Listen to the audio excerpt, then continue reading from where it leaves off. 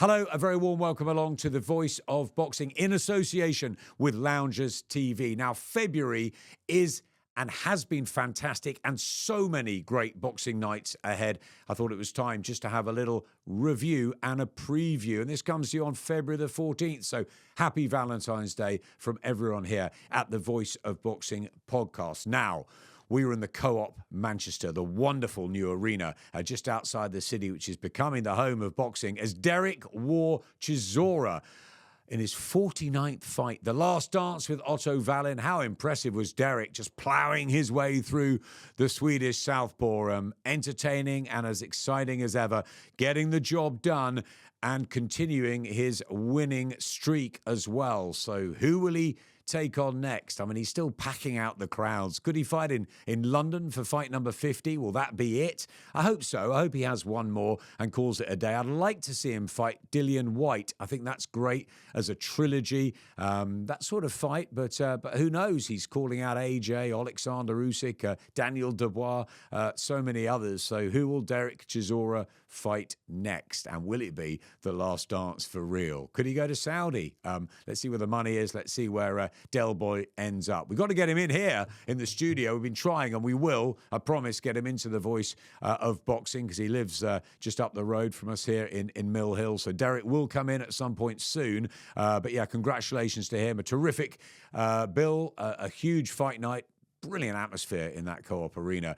Frank and George Warren putting on a great show. And we were all back there just a few hours later. Monday morning saw a huge announcement at the Co-op as DAZN and Queensberry partner up. So Frank and George's stable, as we know, from the beginning of April, will go over to DAZN, fast becoming the home of combat sports, with Matchroom, of course, already there. Their long relationship with DAZN, GBM, top tier, others, all on the platform now. So what with Sky Sports and Boxer, with some big announcements there. We've got the women's night on March the 7th, Lauren Price and Tasha Jonas, and just been announced, of course, Ben Whittaker as well against Liam Cameron. That's a really, really good one on April the 20th. So lots happening on Sky, but DAZN very much focusing on boxing, and a huge, huge lineup ahead, especially from April onwards. And they kick off April, Queensberry, with a massive heavyweight night. And not surprising, because they've got pretty much every heavyweight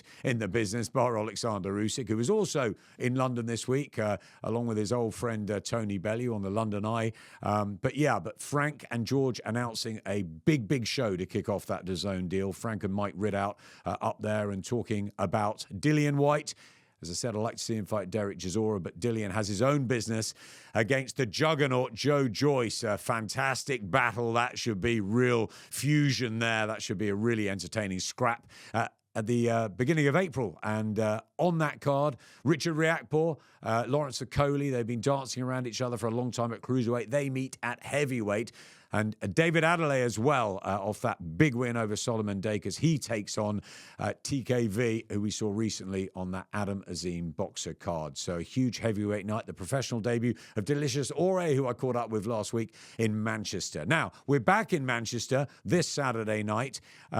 Voice of Boxing will be there. Jack Catterall returns. He had that terrific win over Regis Prograis to sort of open the arena up to boxing. And now he goes in with Arnold Barboza Jr., who's undefeated in 31. Jack Catterall's had 31 as well. He should be undefeated too. But of course, that Josh Taylor controversial robbery, really, that night. Then he beat Josh Taylor in their second fight. But he's got that blemish on the record. But Jack Catterall surely on the verge of becoming a world champion at some point, world elite, but he must get past Arnold Barboza Jr. It's a brilliant clash. It's also Matchroom against Golden Boy, so can't wait for that one on February the 15th, Saturday night. Then all attention goes to Saudi. February the 22nd, we think at the Voice of Boxing, the best fight card at its level from top to bottom. It really is quite astonishing what they've put on. Turki Al-Sheikh, Sella, the teams with Frank and Eddie and everybody working together under that umbrella. And in Riyadh, it's going to be a monster night. I know Oleksandr Usyk is going to be ringside. He cannot wait for the heavyweight fight. So let's go through the card just briefly. Topping it, of course, it is the rematch at light heavyweight. It's the best fighting the best. We saw it a few months ago, Artur Beterbiev and Dmitry Bivol too. So, who did you think won the first one? Many people thought Beterbiev deserved it. I personally thought Bivol did. I found a lot of people who thought Dmitry just nicked it with his boxing skills, but they go back in again, and Turkey has confirmed that if Bivol wins this time around, there will be a trilogy. So it's going to be high class. It was a bit of a chess match at times last time around, but it really is fantastic boxing skills. The best at 12 stone 7. So that's Beterbiev and Bivol for the headline attraction. But the co-main event has got everybody talking. Daniel Dubois, fresh off that terrific destruction, really, of AJ in front of almost 100,000 at Wembley Stadium. Well, Daniel gathering real momentum under Don Charles. They train just a couple of miles away from here at the farm. Daniel Dubois against Joseph Parker, one of the most loved people in boxing. And Joe's got this terrific relationship with Andy Lee, who has sort of reinvigorated him. They've got a wonderful partnership. George Lockhart as well. That team building Joe up. He's been out a while, but he's had a fantastic run, beating the likes of Deontay Wilder and Zhilei Zhang. They believe they're tactically better, they're more astute, they're more experienced, and they will come out victors against Dubois. Dubois defending his IBF heavyweight title. Of course, he's got that. Oleksandr Usyk, all the others. So if Dubois wins, surely it's Usyk and Dubois in that rematch after the well, was it a borderline shot? Most people think so. Was it low blow? Certainly Team Dubois thinks so. But whatever happened, Oleksandr Usyk beat Daniel Dubois. He's the undefeated one. He's got all the other treasure, having beaten Fury, for the second time.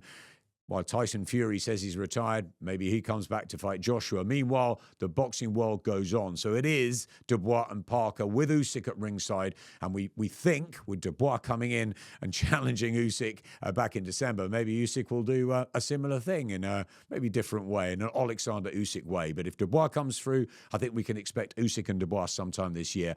But a lot of insiders believe that Joe Parker will get the win here. It's a fascinating one. It's like that. It really is.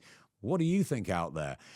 Now, quickly just go for the rest of the card because they are fantastic. Hamza Shiraz has his big moment stepping up. He's an ambassador, of course, for Riyadh Season. Terrific young man, terrific fighter. And he steps up from domestic European type level to fight Carlos Adames for the WBC middleweight title, the gold and green. That's the belt that Hamza Shiraz wants. Carlos Adames, good fighter. Really, really interesting to see whether Hamza can come through that. You've got Virgil Ortiz Jr., one of my favorite fighters. He reminds me a little bit of an old Eric Morales or a Marco Antonio Barrera, a Mexican style. He's American. He's knocking everyone out that he fights. He really is fantastic. He's a power puncher. He's a stylist. Did get dropped a couple of times last time out, so is there a slight weakness there?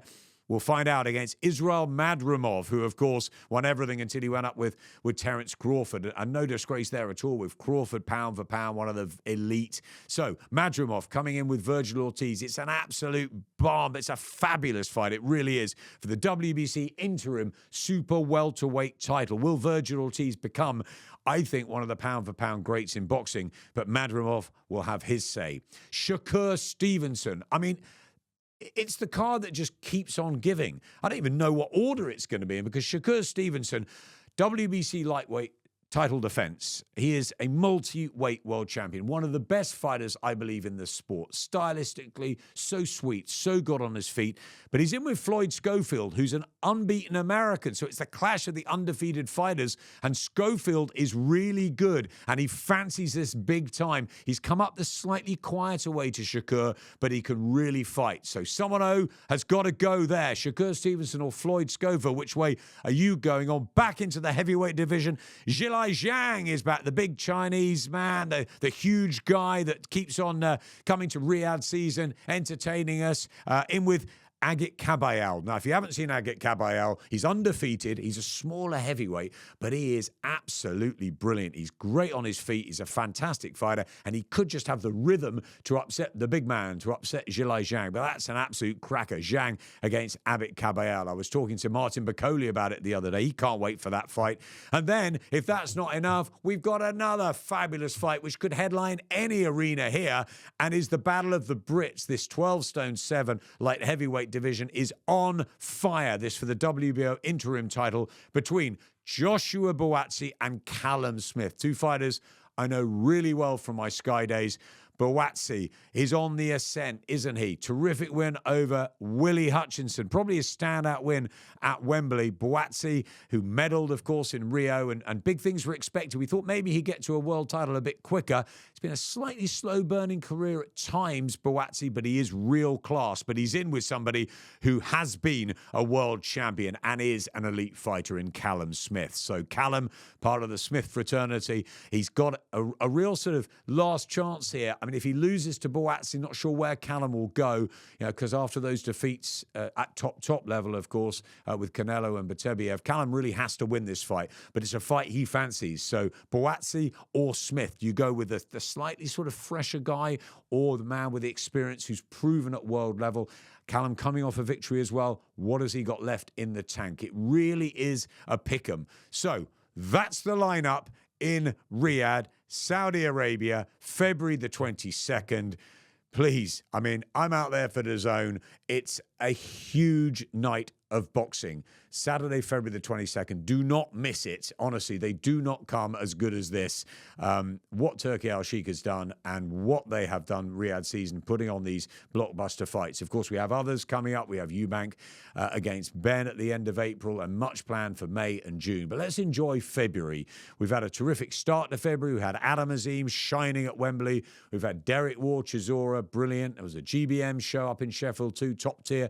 Had a great show on Sunday. So much boxing is going on at the moment. But it's off to Manchester for Jack Catterall. Then next week it's Saudi. Let's really enjoy this time in boxing, because it's just a fabulous time for fight fans and for fighters who are getting real opportunities. I just want to finish, though, on a slightly sadder note. We've just learned this week that the terrific, elite, wonderful trainer and man that is Joe Gallagher, who has trained so many phenomenal champions over the years, really brought Manchester back from the Champs Camp days. I've spent a lot of time with Joe. He's absolutely dedicated and passionate about his work as a trainer, manager. He loves his fighters. Of course, Tasha Jonas in action in a few weeks' time. And sadly, it's been revealed that he's been diagnosed with stage 4 bowel and liver cancer. And my thoughts, and all of our thoughts and prayers at the Voice of Boxing, are with Joe and his family at this time.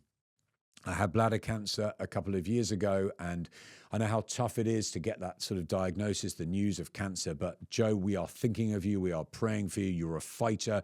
You know, you're like your bunch of fighters. You've done so much for this sport. You are, such a centerpiece of Manchester boxing. And yeah, look, I'm here personally if you want to reach out. But the whole of Voice of Boxing, everybody here wishes you well and wishes your family well in a really, really tough time. We're praying for you. We're thinking of you. You've got the strength, and I know you've got the fight in you. So Joe, we're thinking of you. And yeah, some sad news to reach us this week in the boxing world. But the boxing fraternity rallies round its own, and I had a huge support in hospital from the from everybody in boxing, and I've had such a lovely welcome back. So I really, really appreciate it. So my thoughts are with Joe Gallagher, and everybody on the Voice of Boxing is with you. So look, that's it. We've reviewed, we've previewed a lot happening out there. We'll be back with big guests next week on the Voice of Boxing podcast in association with Loungers. Enjoy this sport. It is unique, and everybody involved in it loves it. So hopefully you really enjoy these next few fights, and keep watching and tuning in to the Voice of Boxing podcast for all the news, all the great guests, and everything around the pugilistic world that we adore.